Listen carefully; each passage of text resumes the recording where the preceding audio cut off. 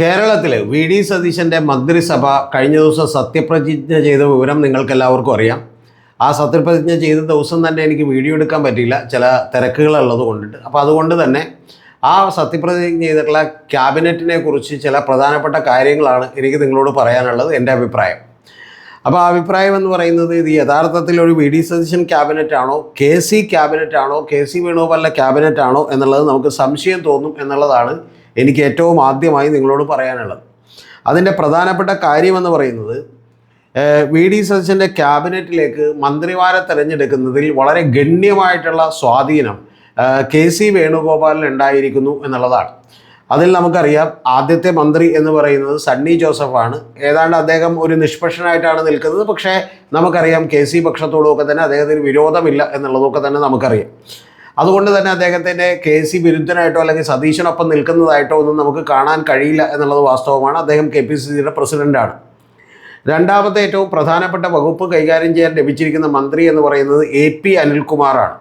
അപ്പോൾ ഈ A P Anilkumar നമുക്കെല്ലാം അറിയാം, അദ്ദേഹം കെ സി ഗ്രൂപ്പിൻ്റെ ശക്തനായിട്ടുള്ള വക്താവാണ്. കേരളത്തിലൊരു മാനേജറാണ് അതിൻ്റെ എന്ന് പറയാവുന്ന ഒരാളാണ് എ പി അനിൽകുമാർ. അദ്ദേഹം പട്ടികജാതി പട്ടികവർഗ വകുപ്പിൽ നിന്ന് സാധാരണ മന്ത്രിയാകുന്ന ഒരാളാണ്. പക്ഷേ ഇത്തവണ അദ്ദേഹത്തിന് കുറേ കൂടി കനപ്പെട്ട വകുപ്പുകളൊക്കെ തന്നെ ലഭിച്ചിരിക്കുന്നു എന്നുള്ളത് ഏറ്റവും പ്രധാനപ്പെട്ട കാര്യമാണ്. പിന്നെ നമുക്കറിയാം, മറ്റൊരാൾ മന്ത്രിയായിട്ടുള്ളത് റോജി എം ജോണാണ്. ആ റോജി എം ജോൺ ഞാൻ പറയേണ്ടതില്ല. എറണാകുളത്ത് നിന്ന് 3 മന്ത്രിമാരുണ്ട്. ആ 3 മന്ത്രിമാരിൽ ഒന്ന് അബ്ദുൾ ഗഫൂറാണ്, അത് മുസ്ലിം ലീഗിൻ്റെ മന്ത്രിയാണ്. രണ്ടാമത്തേത് പിറവത്ത് നിന്ന് അനൂപ് ജേക്കബാണ് മന്ത്രിയായിട്ടുള്ളത്. മൂന്നാമത്തേത് കോൺഗ്രസിൻ്റെ തന്നെ മന്ത്രിയാണ്. ആ മന്ത്രിയായിട്ടുള്ളത് റോജി എം ജോൺ ആണ് വന്നേക്കുന്നത്. അപ്പോൾ റോജി എം ജോണിനും വലിയ പ്രാമുഖ്യമുണ്ട് ആ മന്ത്രിസഭയിൽ. അദ്ദേഹം യഥാർത്ഥത്തിൽ കെ സി വേണുഗോപാലിൻ്റെ തന്നെ ഉറ്റ അനുയായിയായി അറിയപ്പെടുന്ന ഒരാളാണ്.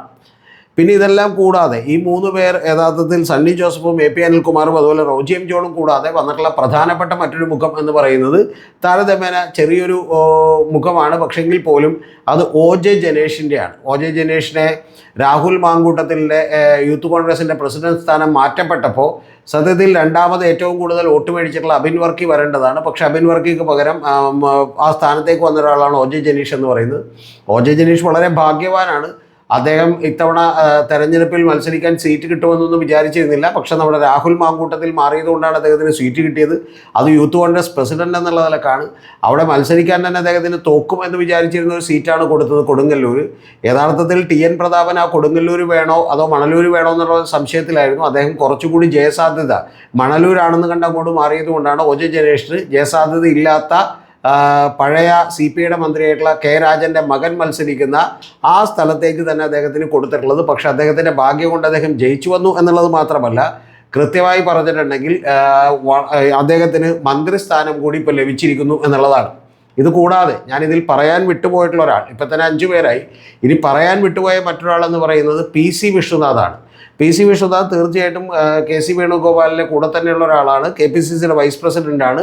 വളരെ പ്രഗത്ഭനായിട്ടുള്ള ഒരു MLA ആണ് എന്നുള്ള കാര്യത്തിലൊന്നും സംശയമില്ല. കുണ്ട്രയിൽ നിന്ന് അദ്ദേഹം വലിയ ഭൂരിപക്ഷത്തിൽ ഇത്തവണ ജയിച്ചു വന്നു എന്നുള്ളത് നമുക്കറിയാം.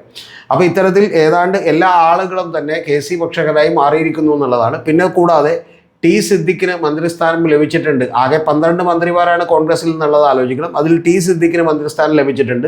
പിന്നെ തുളസിക്ക് മന്ത്രിസ്ഥാനം ലഭിച്ചിട്ടുണ്ട്. അപ്പോൾ ഇത്തരത്തിൽ ഏതാണ്ട് കെ സി ക്യാബിനറ്റ് അല്ലെങ്കിൽ മന്ത്രിസഭയിലെ മഹാഭൂരിപക്ഷം പേരും തന്നെ മന്ത്രിമാരായി കെ സിക്ക് താല്പര്യമുള്ള ആളുകളൊക്കെ തന്നെ വന്നിരിക്കുന്നു എന്നുള്ളതാണ് വാസ്തവമായിട്ടുള്ളൊരു കാര്യം. ഇത് കൂടാതെ ആകെ ചില മന്ത്രിമാരായിട്ടുള്ള ആളുകളെന്ന് പറയുന്നത് ബിന്ദു കൃഷ്ണ മന്ത്രിയായിട്ടുണ്ട്. അതെല്ലാം തന്നെ ഒരു ഈഴവ പ്രാതിനിധ്യം കണക്കുകൂട്ടിക്കൊണ്ടാണ് ബിന്ദു കൃഷ്ണയെയും അതുപോലെ തന്നെ എം ലിജു, പറയാൻ വിട്ടുപോയി നിങ്ങളോട്, എം ലിജു അദ്ദേഹം കെ സി വേണുഗോപാലിനെ തന്നെ കൂടെ നിൽക്കുന്ന ഒരാളാണ്. അദ്ദേഹത്തിന് മന്ത്രിസ്ഥാനം കിട്ടിയിട്ടുണ്ട്. കൂടാതെ ബിന്ദു കൃഷ്ണക്ക് മന്ത്രിസ്ഥാനം കിട്ടിയിട്ടുണ്ട്. അപ്പോൾ ഇത്തരത്തിൽ ഏതാണ്ട് വലിയ പ്രാമുഖ്യം കെ സി വേണുഗോപാലിന് ക്യാബിനറ്റിൽ വന്നിരിക്കുന്നു.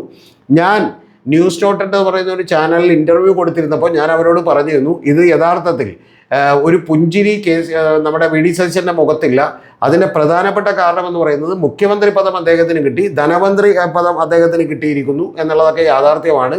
പ്രധാനപ്പെട്ട മറ്റ് 2-3 വകുപ്പുകൾ കൂടി അദ്ദേഹത്തിൻ്റെ കയ്യിലുണ്ട് എന്നുള്ളതൊക്കെ വാസ്തവമാണ്. പക്ഷേ ഏറ്റവും പ്രധാനപ്പെട്ട കാര്യം, പക്ഷേ വലിയ മന്ത്രിമാരുടെ നിര അത് കെ സി അനുകൂലിക്കുന്ന മന്ത്രിമാർ തന്നെ എത്തിയിരിക്കുന്നു. കാരണം 45-48ഓളം വരുന്ന MLA-മാരുടെ പിന്തുണയുള്ളത് കെ സി വേണുഗോപാലിനാണ്. അപ്പോൾ അവരിൽ നിന്ന് ആളുകളെ എടുക്കാൻ കഴിയൂ എന്നുള്ളതൊക്കെ തന്നെ വാസ്തവമാണ്. ഇനി മറ്റൊരു പ്രധാനപ്പെട്ട കാര്യം, ആകെ വി ഡി സതീശന് അനുകൂലമായി നിന്നിട്ടുള്ള ഒരാൾ മന്ത്രിയായിട്ടുണ്ട്, അത് കെ മുരളീധരനാണ്.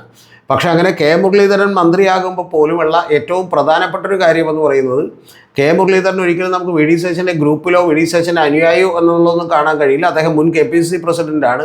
ഒരുപക്ഷെ വി ഡി സതീശനൊപ്പമോ അല്ലെങ്കിൽ അതിനേക്കാൾ മുകളിലൊക്കെ തന്നെ നേരത്തെ സീനിയറായിട്ടുള്ളൊരു നേതാവാണ്. അപ്പോൾ അദ്ദേഹത്തെ സംബന്ധിച്ചിടത്തോളം ഇപ്പോൾ വലിയൊരു പ്രാമുഖ്യം കിട്ടിയിരിക്കുന്നു, അദ്ദേഹത്തിന് വലിയ മന്ത്രി പദവി കിട്ടിയിരിക്കുന്നു. ക്യാബിനറ്റ് റാങ്കുകളൊക്കെ ഇപ്പോഴും തീരുമാനിച്ചിട്ടുണ്ടെങ്കിൽ പോലും അതിൻ്റെ പോർട്ട്ഫോളിയോസിൻ്റെ കാര്യത്തിൽ ഇപ്പോഴും അവസാന തീരുമാനമായിട്ടില്ല. അതിൻ്റെ പുറത്തൊക്കെ തന്നെ ചില തർക്കങ്ങൾ നടന്നുകൊണ്ടിരിക്കുകയാണ്.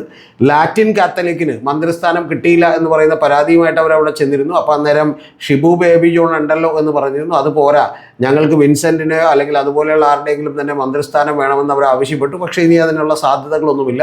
അവരെ അനുനയിപ്പിക്കാൻ എന്ത് ചെയ്യുമെന്നൊന്നും അറിയില്ല. യഥാർത്ഥത്തിൽ ഇതാണ് അവസ്ഥ. ഈ മന്ത്രിമാരുടെ ഇടയിൽ മഹാഭൂരിപക്ഷം മന്ത്രിമാരും KC വേണുഗോപാലിനെ അനുകൂലിക്കുന്നവരാണ് എന്നുള്ളതാണ് വാസ്തവം. ഇനി രണ്ടാമത്തെ ഏറ്റവും പ്രധാനപ്പെട്ട കാര്യം, അടുത്തത് രമേശ് ചെന്നിത്തലയാണ്. രമേശ് ചെന്നിത്തലയെ സംബന്ധിച്ചിടത്തോളം അദ്ദേഹത്തിന് ആഭ്യന്തര വകുപ്പും അതുപോലെ തന്നെ വിജിലൻസും കിട്ടിയിരിക്കുന്നു എന്ന് പറഞ്ഞാൽ ഏതാണ്ട് മുഖ്യമന്ത്രിയുടെ തുല്യമായിട്ടുള്ള അധികാര സ്ഥാനങ്ങളോടുകൂടി ഒരാൾ കൂടി മന്ത്രിസഭയിൽ ഉണ്ടായിരിക്കുന്നു എന്നുള്ളതാണ്. അപ്പോൾ ഇത് രണ്ടും കഴിഞ്ഞിട്ടുണ്ടെങ്കിൽ ഏതാണ്ട് മൂന്നാം സ്ഥാനത്തേക്ക് മാത്രമേ വി ഡി സതീശനെ പരിഗണിക്കാൻ കഴിയൂ എന്ന് പറയുന്ന ഒരു അവസ്ഥയാണ് പുറമേ നിന്ന് ഈ KC ക്യാബിനറ്റ് നോക്കുന്ന ആളുകൾക്കൊക്കെ തന്നെ കാണാൻ കഴിയുന്നൊരു കാര്യം. അപ്പോൾ അതുകൊണ്ട് ഇതിൽ വളരെ ജൂനിയർ ആയിട്ടുള്ള നിരവധി ആളുകൾ, ആദ്യമായി ജയിക്കുന്ന നിരവധി ആളുകൾ, ഇപ്പോൾ M ലിജുവിനെ പോലെയുള്ള പക്ഷേ വളരെ മിടുക്കും കഴിവുമുള്ള ആളുകളൊക്കെ തന്നെ വന്നിട്ടുണ്ട്. യഥാർത്ഥത്തിൽ നമ്മുടെ ഒരു പ്രിയപ്പെട്ട സുഹൃത്ത് ജയന്തിനെ പരിഗണിച്ചിരുന്നു എന്ന് കേൾക്കുന്നു കോഴിക്കോട് നിന്ന് ഒരു മന്ത്രിയെ കൊടുക്കുന്നുണ്ടെങ്കിൽ അത് ജയന്തിന് കൊടുക്കുന്നത് എന്തുകൊണ്ടും ഉചിതമാകുമായിരുന്നു. ഒരു ഈഴവ പ്രാതിനിധ്യം കൂടി കൃത്യമായിട്ട് വരുമായിരുന്നു എന്നുള്ളതൊരു യാഥാർത്ഥ്യമാണ്. ഈഴവ പ്രാതിനിധ്യം അടക്കം ഏതാണ്ട് എല്ലാ പ്രാതിനിധ്യങ്ങളും കൃത്യമായിട്ട് നോക്കിയിട്ടുണ്ട് എന്നുള്ളതാണ് വാസ്തവം. ഇപ്പോൾ ക്രിസ്ത്യനിലെ വിവിധ മതങ്ങളിൽ നിന്ന് സണ്ണി ജോസഫിനെയും അതുപോലെ തന്നെ റോജി എം ജോണിനെയും ഒക്കെ തന്നെ പരിഗണിച്ചിരുന്നു. പിന്നെ അനൂപ് ജേക്കബിനെ പോലെയുള്ള ആളുകളുണ്ട്. അനൂപ് ജേക്കബ് ഉള്ളത് കൊണ്ടിട്ടാണ് യഥാർത്ഥത്തിൽ ചാണ്ടി ഉമ്മനെ പരിഗണിക്കാൻ പറ്റാതിരുന്നത്.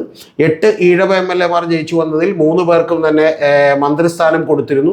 കൂടാതെ 2 വനിതകൾക്ക് മന്ത്രിസ്ഥാനം കൊടുത്തിരുന്നു. ഇതെല്ലാം കൂടാതെ സ്പീക്കറായിട്ട് തിരുവഞ്ചൂർ രാധാകൃഷ്ണനും ഡെപ്യൂട്ടി സ്പീക്കറായിട്ട് ഷാനിമോൾ ഉസ്മാനും കൂടി വന്നിട്ടുണ്ട്. അപ്പോൾ ഈ മന്ത്രിസഭയിലെ പ്രാതിനിധ്യമൊക്കെ ഏതാണ്ട് കറക്റ്റാണ്. നമ്മൾ ഒറ്റക്കൊറ്റക്ക് എടുത്തു നോക്കിയാൽ എല്ലാവരും തന്നെ കഴിവുറ്റ ആളുകളാണ് എന്നുള്ളതുമൊക്കെ പറയാം. പക്ഷേ ഇതിൽ ബലം കുറഞ്ഞു പോയേക്കുന്നതും വലിയ തോതിലുള്ള ഒരു മുഖ്യമന്ത്രി എന്നുള്ള അധികാരം ചോർന്നു പോയേക്കുന്നത് വി ഡി സതീശൻ്റെയാണ് എന്നുള്ളത് കാണാതെ വയ്യ. അതുകൊണ്ട് തന്നെ നിങ്ങൾ ശ്രദ്ധിച്ചു നോക്കിയാൽ ബോഡി ലാംഗ്വേജുകളിൽ പലപ്പോഴും വി ഡി സതീശനാണ് ഈ മുഖ്യമന്ത്രി പദത്തിലേക്ക് തിരഞ്ഞെടുക്കപ്പെട്ടിട്ട് വലിയ സന്തോഷമില്ലാതിരുന്നത്. അതിനേക്കാൾ കൂടുതൽ സന്തോഷം യഥാർത്ഥത്തിൽ KC വേണുഗോപാലിനുണ്ടായിരുന്നു. പിന്നെ ആദ്യ ദിവസങ്ങളിൽ കുറച്ച് മ്ലാനവതനായിരുന്നെങ്കിലും പിന്നീട് നമുക്കറിയാം രമേശ് ചെന്നിത്തലയും ഒക്കെ തന്നെ ആ സന്തോഷത്തിലേക്ക് എത്തിയിരുന്നു. കാരണം ആഭ്യന്തര വകുപ്പും അതുപോലെ വിജിലൻസും ഒക്കെ തന്നെ സ്വന്തം ഈ പറയുന്ന പോലെ ഒറ്റക്ക് ഭരിക്കാൻ കഴിയും എന്നുള്ളത് കൊണ്ട് തന്നെയാണ്. ഒറ്റക്ക് ഒരു മന്ത്രി ആഭ്യന്തര വകുപ്പിന് ഉണ്ടാകുന്നത് എപ്പോഴും നല്ലതാണ്. അതിൽ കഴിവ് തെളിയിച്ചിട്ടുള്ള ഒരു മന്ത്രി കൂടിയാണ് രമേശ് ചെന്നിത്തല. അപ്പോൾ ഏതാണ്ട് ഒരു 3 അധികാര കേന്ദ്രങ്ങൾ ഈ മന്ത്രിസഭയിൽ ഉണ്ടായിരിക്കുന്നു എന്നുള്ളതാണ് എൻ്റെ ഒരു വിലയിരുത്തൽ. ബാക്കിയൊക്കെ നമുക്ക് കാത്തിരുന്ന് കാണാം. നമ്മുടെ ചാനൽ കാണുന്ന പ്രേക്ഷകരോട് എനിക്ക് ചില അനൗൺസ്മെൻറ്റുകൾ നടത്താനുണ്ട്. അതിലേറ്റവും പ്രധാനപ്പെട്ടത് നമ്മുടെ മറ്റൊരു ചാനൽ കൂടി നമ്മൾ അപ്പ് ചെയ്തിട്ടുണ്ട്. അതിലുള്ള വീഡിയോ ഇന്നല്ലെങ്കിൽ നാളെ തന്നെ അതിൻ്റെ ഒരു വലിയ പോഡ്കാസ്റ്റ് കൂടി വരും. ആ ചാനലിൻ്റെ പേര് BCC എന്നുള്ളതാണ്, വിത്ത് രതീഷ് ചക്രവാണി എന്നുള്ളതാണ്. ബിയോണ്ട് കോമൺ കോൺഷ്യസ്നസ് എന്നുള്ളതാണ്. എന്ന് പറഞ്ഞാൽ പൊതുബോധത്തിനും അപ്പുറം എന്നുള്ളതാണ് അതിൻ്റെ മലയാളം. പൊതുബോധം, സാധാരണ നിലനിൽക്കുന്ന പൊതുബോധത്തിനനുസരിച്ചുള്ള കാര്യങ്ങളായിരിക്കില്ല, അതിനെ പൊളിക്കുന്ന അതിന് അപ്പുറമുള്ള കാര്യങ്ങളായിരിക്കും നമ്മൾ നിങ്ങളോട് പറയുക എന്നുള്ളത് ഞാൻ ഏറ്റവും ആദ്യമേ തന്നെ കൃത്യമായിട്ട് പറഞ്ഞോട്ടെ. അപ്പോൾ ആ ചാനൽ കൂടി നിങ്ങളെല്ലാവരും തന്നെ കാണണമെന്ന് ഞാൻ നിങ്ങളോട് അപേക്ഷിക്കുന്നു. കൂടാതെ ആ പോഡ്കാസ്റ്റ് അടക്കമുള്ള നിരവധി അത് ഏതാണ്ട് 1 മണിക്കൂർ 42 മിനിറ്റുള്ള പോഡ്കാസ്റ്റാണ്. ആ പോഡ്കാസ്റ്റിൽ പിണറായി വിജയൻ സർക്കാർ എങ്ങനെയാണ് 2021 വരുമ്പോൾ ഒരു കരുതൽ മുഖ്യമന്ത്രിയായിരുന്നത്, ഒരു ക്യാപ്റ്റനായിരുന്നയാൾ എങ്ങനെയാണ് പിന്നെ ആ ഇമേജ് തകർന്നുകൊണ്ട് ഒരു തോൽവിയിലേക്ക് എത്തിയത് എന്നുള്ളതും, എങ്ങനെയാണ് സതീശ് വിജയം സമ്മാനിച്ചതെന്നുള്ളതും, അതിൽ മറ്റ് മാധ്യമങ്ങളൊന്നും പറയാത്ത അതിൽ ഉപയോഗിച്ചിട്ടുള്ള തന്ത്രങ്ങൾ എന്താണ് എന്നുള്ളതുമൊക്കെ ഞാൻ വിശദമായി അതിനകത്ത് പറഞ്ഞിട്ടുണ്ട്. അപ്പോൾ നിങ്ങളെല്ലാവരും തന്നെ അത് കാണാൻ മറക്കരുത് എന്നുള്ളതാണ് എനിക്ക് പറയാനുള്ളത്. കൂടാതെ ഇത്തരത്തിലുള്ള നിരവധി പോഡ്കാസ്റ്റുകൾ ഇനിയും എടുക്കുന്നതിന് വേണ്ടിയിട്ട് നിങ്ങളുടെയൊക്കെ വലിയ സപ്പോർട്ട് ആവശ്യമുണ്ട്. അപ്പോൾ അതുകൊണ്ട് ഈ ചാനൽ ചാനലിൽ നമുക്ക് അത്തരത്തിൽ മെമ്പർഷിപ്പ് എടുത്തുകൊണ്ട് നമ്മളെ സപ്പോർട്ട് ചെയ്യാം. ലെവൽ 1-ൽ 179, ലെവൽ 2-ൽ 359, ലെവൽ 3-ൽ 799 അതുപോലെ തന്നെ ഇതിൻ്റെ താഴെ കുറേ കൂടി വലിയ സഹായങ്ങൾ ചെയ്യാൻ കഴിയുന്നവർക്ക് വേണ്ടി ഗൂഗിൾ പേ നമ്പറും അക്കൗണ്ട് നമ്പറും കൂടി കൊടുത്തിട്ടുണ്ട് എന്നുള്ളത് പ്രിയപ്പെട്ട പ്രേക്ഷകരോടൊന്ന് പറയട്ടെ. അപ്പോൾ നിങ്ങളുടെ സഹകരണം കൊണ്ടാണ് നമ്മൾ പുതിയൊരു ചാനൽ കൂടി അപ്ലോഡ് ചെയ്തിട്ടുള്ളത്. അതിൻ്റെ ഒരു പ്രമോ വീഡിയോ ഇട്ടിട്ടുള്ളൂ. യഥാർത്ഥത്തിൽ അതൊരു 3 ദിവസം വൈകിപ്പോയി. നമ്മളൊരു സത്യപ്രതിജ്ഞാ ചടങ്ങിന് മുമ്പ് ഇടണം എന്ന് വിചാരിച്ചിരുന്നതാണ്, അത് കഴിഞ്ഞില്ല. പക്ഷേ എങ്കിൽ പോലും ഇത് കാണുന്നത് വർത്തായിട്ടുള്ളൊരു പ്രോഗ്രാം ആയിരിക്കും എന്നുള്ളത് നിങ്ങൾക്ക് ഉറപ്പ് തരുന്നു. കുറേ കൂടി ക്വാളിറ്റിയിൽ വളരെ പണം മുടക്കി നമ്മൾ ഷൂട്ട് ചെയ്തിട്ടുള്ളൊരു കാര്യമാണ് എന്നുള്ളത് കൂടി അറിയിക്കട്ടെ. അപ്പോൾ നിങ്ങളുടെ സപ്പോർട്ട് തുടർന്നും ഉണ്ടാവുക, തുടരുക.